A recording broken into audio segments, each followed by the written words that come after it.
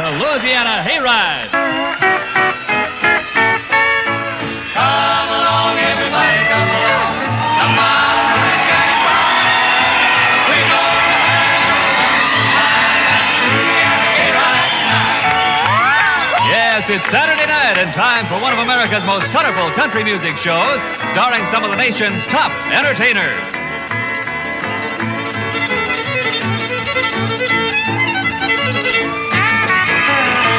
Now here's old Paul in the saddle, Frank Page. Thank you, Norm, and good evening, everybody. Welcome to a very special edition of the Louisiana Hayride. You're in for some good rockin' tonight as we showcase the brash, innovative stylings of the most legendary hillbilly cat to ever prowl the hayride stage, Elvis Presley. Elvis was just 19 years old and fresh from his first Sun Records recording session when he made his debut on the Louisiana Hayride in the fall of 1954. He came to us quiet and unsure. There was no snarl, no hip and leg gyrations. He was just starting out, and it would be many more months before Elvis would fully understand what audiences needed from him and what he so desperately needed from them. He was there to learn, to grow, to find himself as an artist. I had the pleasure of introducing Elvis to radio audiences worldwide that crisp fall evening, and saw firsthand the raw, savage talent that would one day make him king of rock and roll. Tonight I'll take you backstage at the Hayride and on the road with Elvis. I'll play for you the music as it happened, in hopes that you might somehow come to know him as I did, that you might come to understand what his ideas, his emotional presentation did to shake the solid foundation of country music, both at the Louisiana Hayride and throughout the world. If I do my job well, you'll watch Elvis grow and witness for yourself the birth of an ocean and the beginning of a career unmatched in music history. So come along, everybody come along. The show's about to start, and we don't want to be late. It's Saturday night, October 16th, 1954, and our setting is Shreveport, Louisiana, a medium-sized oil town on the banks of the Red River in northwest Louisiana, just 13 miles from the Texas line. My employer, KWKH, is in its 7th year of broadcasting the Louisiana Hayride, a 3.5-hour country music program called by many the Junior Grand Ole Opry. But this is no showcase of made talent. The Hayride is the place where acts are developed and stars are born. Nicknamed the Cradle of the Stars, the Hayride by this time has already given rise to such popular country artists as Hank Williams, Kitty Wells, the Wilburn Brothers, Webb Pierce, Slim Whitman, Red Savine, Jim Reeves, and many others. It's into this daunting field of country legends that a young folk music artist from Memphis, Tennessee, will try to stake his own claim to fame this very evening. We pull up now in front of the Municipal Auditorium, an impressive 3,800-seat facility located on the west side of downtown in an area known as St. Paul's Bottoms.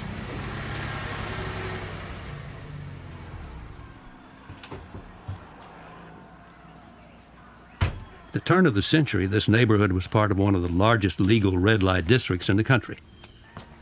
Madam Annie McCune had the biggest house and the prettiest gals, and on a Saturday night back then you'd likely find a little-known blues man by the name of Leadbelly strumming his guitar from one of the porches as the ladies of the evening sashayed by on the arms of their gentlemen callers. In 1929, work was completed on the auditorium, a memorial to those who gave their lives in the Great World War. It rises several stories in the air from center stage, and the acoustics are incredible. Nowadays, the area supports an array of modest businesses, a honky-tonk or two, furniture stores, and car dealerships. Looks like a good crowd gathering out front. Tickets are selling briskly at 60 cents for general admission and $1 for the reserve section. Children get in for half price. Cokes and popcorn are a nickel each. 2,816 fans of country music, give or take a few, will pass through these doors tonight, little knowing their music, indeed their world, is about to change forever. Let's avoid the crowd and head around back to the stage entrance. Even at night, the auditorium is a magnificent and imposing structure. Notice the beautiful brickwork that makes this a true showplace, and I might add, provides an excellent foothold for little Terry Walton as he and his friends scale the building and disappear through an open second-story window. Don't worry, kids. We won't tell. We're sneaking in, too. Headlining tonight's show is Oklahoma native Floyd Tillman, most famous perhaps for his hit, Slippin' Around. Over there is Betty Amos, pretty petite crowd pleaser from Roanoke, Virginia. Yep, Hayride draws them in from near and far. Betty's talking with Officer Jack Ford, known around these parts as the Singing Policeman. Behind them were staff musicians Hoot Raines and Curly Herndon, a popular duo that used to back Slim Whitman. Martha Lawson looks nice tonight in her all-white outfit with that big white cowboy hat. The current heartthrob among the ladies these days is that young fella right there, Tibby Edwards. Tibby is a certified Cajun from South Louisiana, and he's quite the ladies' man both on stage and off.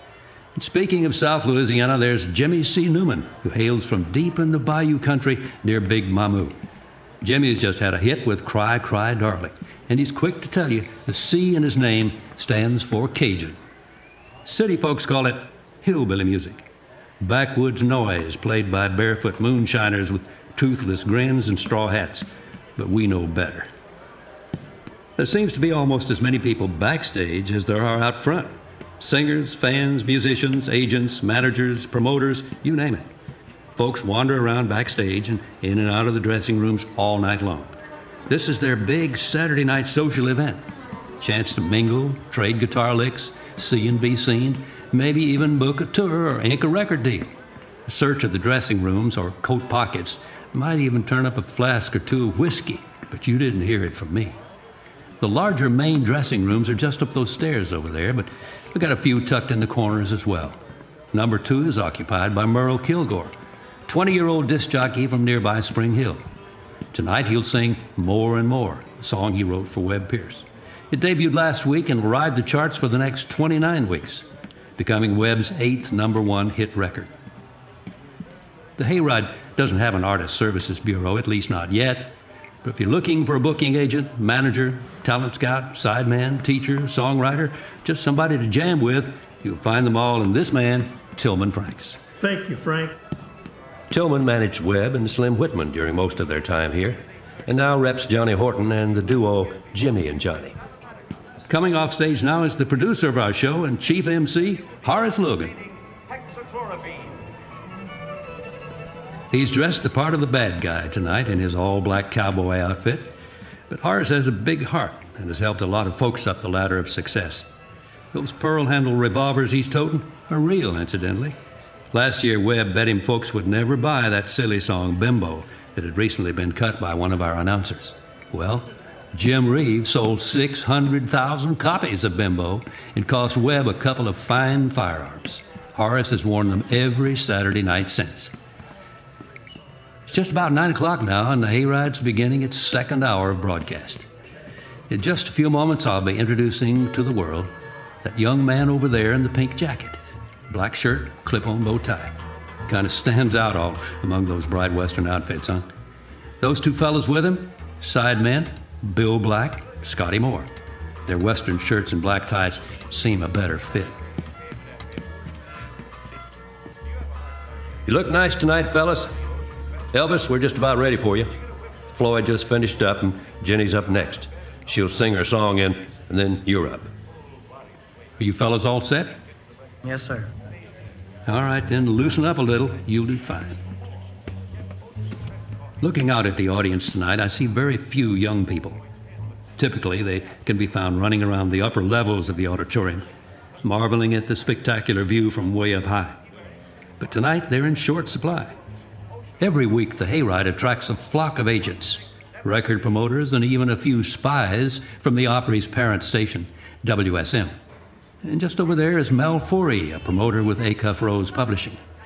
Sitting down front is Memphis music man Sam Phillips of Sun Records fame. Oop, time to pay the bills and introduce Jenny. Excuse me just a second. On hand now for more music and fun on the Louisiana Hayride is Miss Jenny Wright. And she's coming out here right now.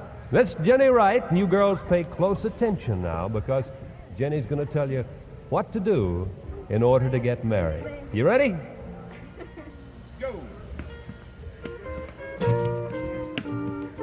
As I was saying, Sam Phillips accompanied Elvis, Scotty, and Bill on their trip down here yesterday, and now sits nervously on the fourth row awaiting the debut of his top recording artist. It hasn't been 2 weeks since Sam first called the Hayride to ask if he could secure a spot for his new act. Elvis had just finished playing the Grand Ole Opry earlier this month, and while the audience seemed to enjoy his performance, talent manager Jim Denny told Elvis he might ought to stick to driving a truck. This discouraged the teenager, and Sam knew he had to do something to get the momentum building again. He spoke first with Tillman, who referred him over to Pappy Covington. Pappy is the building manager for the auditorium and acts as a talent booker for the show. Together, they approached Horace. Local DJ T. Tommy Cottrell has been playing Elvis's 45 around town here lately, mostly as a favor to his old buddy Sam. And folks have assumed this is some new black artist. The A-side features That's All Right Mama, a blues song that was cut about 15 years ago by Arthur Big Boy Crudup. And the flip side is a bluesy rendition of Bill Monroe's Blue Moon of Kentucky. Neither Elvis nor these two songs really fit the Hayride or the country music pattern of today. But Tillman thought Horace should give it a listen anyway.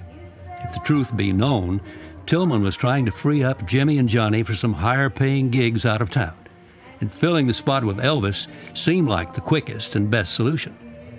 As far as recordings go, we've heard a lot better and certainly a lot worse, but this one has something special about it. As you can tell by tonight's assortment of Cajun music mixed with gospel, mixed with bluegrass and country, we fancy ourselves somewhat innovative and aren't afraid to take a chance now and then. It was the consensus of the group a few weeks back to give the kid a shot, so here he is. If you ask me, Elvis looks more than a little scared this evening, but from the sound of things going on behind me, so is Jenny Wright. Now quieten down now so she can finish up and we can get on with Elvis Presley's first live performance on radio and his introduction to the world. He'll do both sides of his new Sun recording, and our radio listeners will hear Hayride engineer Jack Jones turn up the volume on the microphones in the audience to try and capture the screams of the few teenagers in the back. The rhythmic clicking sound you'll hear on the first song is sideman Bill Black hitting his ring against the upright bass as he plays along.